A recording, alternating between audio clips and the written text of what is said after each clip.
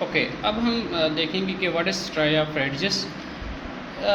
اگر ہم لوگ ٹوتھ کا دو سیکشنز لیں، ایک لانگیچیوڈنل اس کو گراؤنڈ سیکشن بھی کہتے ہیں، اور جو دوسرا ہے وہ ہے کراس سیکشن.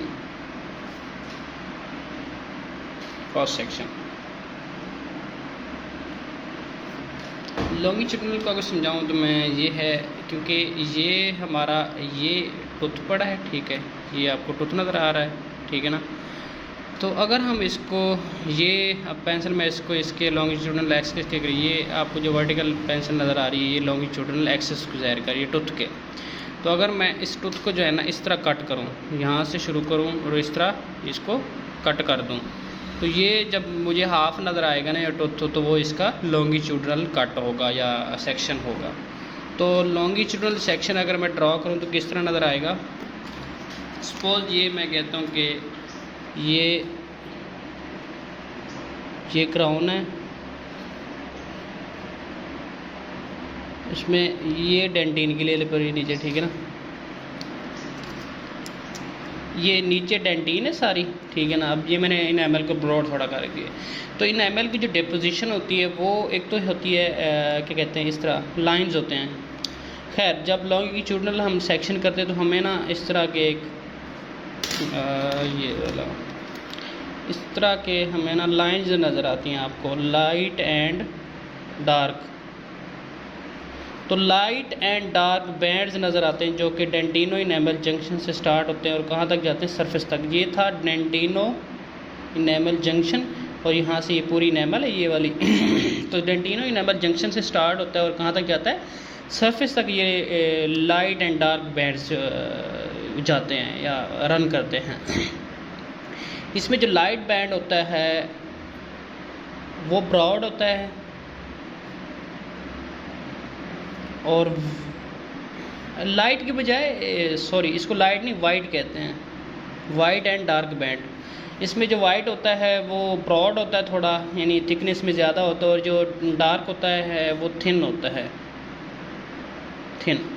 اب اگر میں ان دونوں کو لکھوں کہ وائٹ اینڈ ڈارک بینڈ،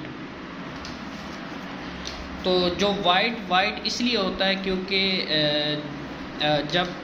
جب بھی آپ کو ریڈیوگراف میں یعنی ایکس رے میں اگر کوئی بھی پکچر میں آپ کو نظر آ رہا ہے کوئی چیز زیادہ وائٹ ہے، تو یہ کنسیڈر کرنا ہے کہ اس میں ان آرگینک زیادہ ہے. اب ان آرگینک زیادہ ہونے سے وائٹ کا کیا تعلق ہے؟ کیونکہ ان آرگینک جب ہم ریڈیوگراف لیتے ہیں تو جو ان آرگینک کانٹینٹ جس میں زیادہ ہوتا ہے وہ جو ایکس ریز ہوتی ہیں ان کو ریفلیکٹ کرتا ہے، یعنی ان کو پاس نہیں کرنے دیتا اپنے اندر سے. تو لیکن جو آرگینک مٹیریل یا جس میں ان آرگینک یا کرسٹلز کم ہوتے ہیں تو وہ تو پاس کرنے دیتا ہے. اب ان آرگینک کیونکہ پاس نہیں کرنے دیتا، تو جب نیچے جو پیپر پڑا ہوتا ہے ریڈیوگراف ایکس رے کے نیچے، وہ کیونکہ وائٹ ہوتا ہے، تو اگر وہ پاس نہیں کرنے دے گا تو وہ سارا جو ہے نا پیپر وائٹ ہو سکتا ہے. اگر اس میں ان آرگینک نہیں ہے یا کرسٹلز نہیں ہے کسی بھی مٹیریل میں، ہم نے ریڈیوگراف لیا ہے کیونکہ اس میں ان آرگینک نہیں ہے، ریزسٹنس نہیں ہوئی اور وہاں سے ریز پاس کی نیچے پیپر پہ گئی، جب پیپر پہ پڑتی ہے تو وہ پیپر بلیک ہو جاتا ہے. تو اس طرح یہ نظر آئے گا آپ کو. اب جو وائٹ ہوتا ہے کیونکہ اس میں انیمل لیئر ہوتا ہے اور اس میں جو ہے نا مور آپ کو منرل نظر آئے گا اور لیس آرگینک، جس کی وجہ سے یہ وائٹ ہوتا ہے. اور ڈارک میں کیا ہوتا ہے کہ یہاں پہ آپ کو مور آپ کو آرگینک اور لیس آپ کو کیا نظر آئے گا؟ منرل کانٹینٹ نظر آئے گا، ٹھیک ہے. اسی طرح اگر ہم لوگ کراس سیکشن یا کراس سیکشن کس طرح ہوتا ہے، میں کہتا ہوں کہ یہ پرپس مارکر ہے، تو میں اس کو اگر اس طرح کٹ کروں، یعنی اس طرح جب کٹ کروں گا تو مجھے یہ کراس سیکشن ملے گا. تو کراس سیکشن میں اگر دیکھیں تو یہ کراس سیکشن میں آپ کو یہ تو تھی لائنز سٹارٹ ہوتی ہیں کہاں سے؟ ڈینٹینو انیمل جنکشن سے سرفیس کی طرف جاتے ہیں. تو یہ جو لائنز آپ کو ادھر نظر آئیں گی کراس سیکشن میں، یہ اس طرح ہوں گی، کنسنٹرک لائنز ہوں گی، یعنی ایک رنگ ٹائپ ایک لائنز، سرکولر لائنز آپ کو نظر آئیں گی. اس طرح یہ بھی ایکسٹینڈ کرتے ہیں ڈینٹینو انیمل جنکشن سے سرفیس کی طرف.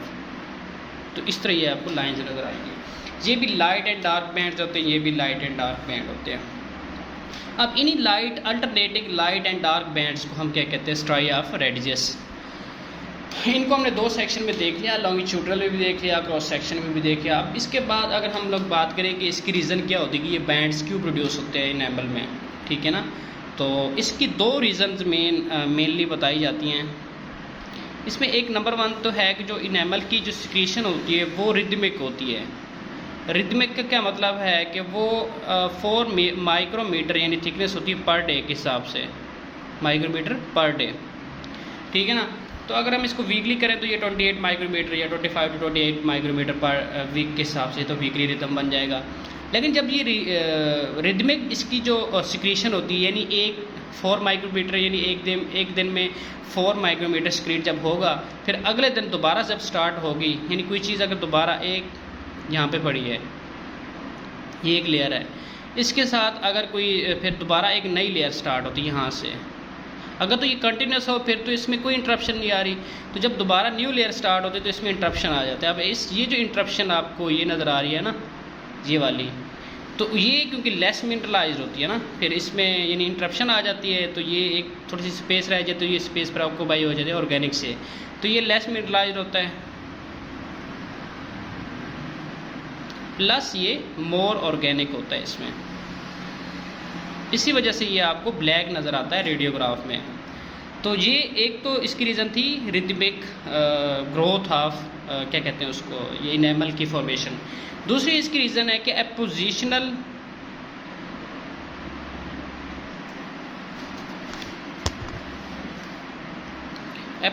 یا انکریمنٹل گروتھ. اب یہ کیا ہوتی ہے؟ اوکے، اب میں کہتا ہوں کہ اپوزیشن کیا ہوتی ہے کہ سب سے پہلے کیا کہتے ہیں ایک لیئر سیکریٹ ہوئی، ٹھیک ہے نا، یہ ایک لیئر ہے، ٹھیک ہے، پھر اس کے ساتھ ہی جو ہے نا دوسری لیئر سیکریٹ ہوئی، ٹھیک ہے نا، یہ والی دوسری. جیسی یہ سیکریٹ ہوتی ہے اب ان میں کوئی کنیکشن نہیں ہے، یعنی پہلے ایک لیئر پوری یہ سیکریٹ ہو گیا، وین میٹرکس یہ منرلائز ہوگا، پھر ٹھیک ہے نا، اس کے ساتھ پھر یہ دوسری سٹارٹ ہوگی، لیکن یہ ہے کنٹینیوسلی. لیکن اس میں تو ٹائم کا ڈفرینس تھا نا کہ ایک دن کے بعد دوبارہ سٹارٹ ہوتی ہے. اس میں گروتھ ہو رہی ہوتی ہے لیکن جو ہے نا ہوتی کنٹینیوس ہے، لیکن اس میں جو یہ والا ہوتا ہے ایک لیئر کے بعد دوسری ہوتی ہے، یعنی اپوزیشنل گروتھ ہوتی ہے. یہ جب بن جائے گی پھر دوسری سٹارٹ ہو جائے گی، پھر تیسری، تو اس طرح. تو اس میں بھی انٹرپشن آ رہی ہے. تو یہ جو انٹرپشن ہوتی ہے نا، یہ اس کو ہم کہتے ہیں اسٹرائی آف ریڈجز کرتے ہیں، اور یہ ڈارک بینڈ نظر آتا ہے. اب ہوتا یہ ہے کہ کیونکہ انیمل شروع میں جو کراؤن فارمیشن ہوتا ہے چھوٹا ہوتا ہے، سپوز یہ ایک کراؤن ہے میرے پاس، اب یہاں پہ سروائکلی پڑے ہوتا ہے میلوبلاسٹ، وہ کیا کرتے ہیں یہاں پہ سیکریٹ کریں گے کیا آرگینک میٹرکس. جب یہ بن جائے گا تو یہ آرگینک یہ جو سیلز ہوں گے پھر یہاں سے یہ نیچے موو کریں گے، اور یہ کراؤن کا سائز آہستہ یہ تھوڑا بڑا ہو جائے گا. پھر دوبارہ یہاں پہ سروائکلی نیو سیلز آئیں گے، ٹھیک ہے، اور یہ یہاں پہ ڈپوزیشن کرائیں گے انیمل لیئر کی، ٹھیک ہے. پھر یہ کراؤن، پھر یہ جو کراؤن ہوں گے یہ نیچے موو کریں گے، اور یہاں پہ ڈپوزیشن کرا کے اس طرح کراؤن کا سائز مزید بڑا ہوتا جائے گا اس طرح.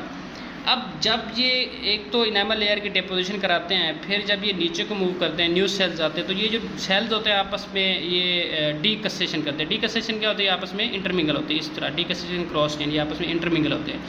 اس انٹرمنگلنگ کے نتیجے میں جو وہاں پہ جو ایریا ہوتا ہے وہ لیس منرلائز رہ جاتا ہے، کیونکہ اس میں سیلز ہوتے ہیں اور اس میں زیادہ تر ان آرگینک مٹیریل آ جاتا ہے، اور اس طرح آپ کو ڈارک بینڈز نظر آتے ہیں.